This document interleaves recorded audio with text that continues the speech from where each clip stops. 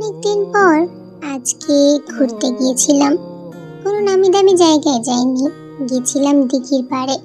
সকালবেলা সেই জায়গায় একটা মানুষও দেখা যায় না।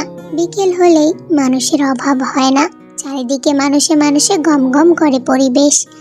কিন্তু আজকের বিষয়টা না একটু অদ্ভুত ছিল। চারিদিকে সবাই জোড়ায় জোড়ায় এসেছে। কেউ তার প্রেমিকের পাঞ্জাবির কলার ঠিক করে দিচ্ছে, তো কেউ তার প্রেমিকার চুলগুলোকে কানে গুজে দিচ্ছে, আবার কেউ নিজের প্রেমিকাকে খাইয়ে দিচ্ছে, আবার কেউ কেউ ঝালমুড়ি ফুচকা হাতে নিয়ে গল্প করছে আর খাচ্ছে। এতগুলো প্রেমিক প্রেমিকার ভিড়ে নিজেকে এক ভিন গ্রহের এলিয়েন মনে হলো। তাই সামনে এগিয়ে গেলাম আর ভাবলাম, যদি তুমি চাইতে আমাদেরও এরকম একটা মিষ্টি সম্পর্ক হতো, হয়তো এর থেকে ভালোই হতো। হয়তো আমরাও কোনো এক বিকেলে ঘুরতে বের হতাম। আমরা দুইজন ম্যাচিং ম্যাচিং ড্রেস পরতাম। আমি পরতাম নীল শাড়ি আর তুমি পরতে নীল পাঞ্জাবি। কি মিষ্টিটাই না লাগতো আমাদের দুইজনকে।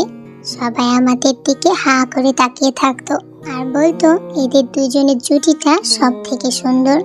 তুমি আসার সময় আমার জন্য একটা লাল গোলাপ নিয়ে আসতে। আমি সেই লাল গোলাপ হাতে নিয়ে তোমার হাতে হাত রেখে সবার সামনে হাঁটতাম। হয়তো আমরা দুইজনও ঝালমুড়ি খেতে খেতে গল্প করতাম।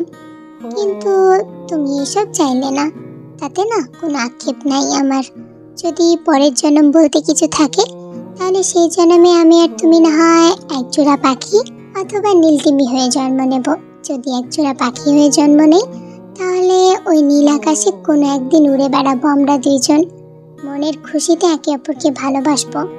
আর যদি নীলতিমি হই, তাহলে সেই সমুদ্রে আমরা দুইজন একসাথে ভাসবো। যদি তুমি কোনোদিন হারিয়ে যাও, তাহলে আমিও তীরে গিয়ে জীবন দিয়ে দিব।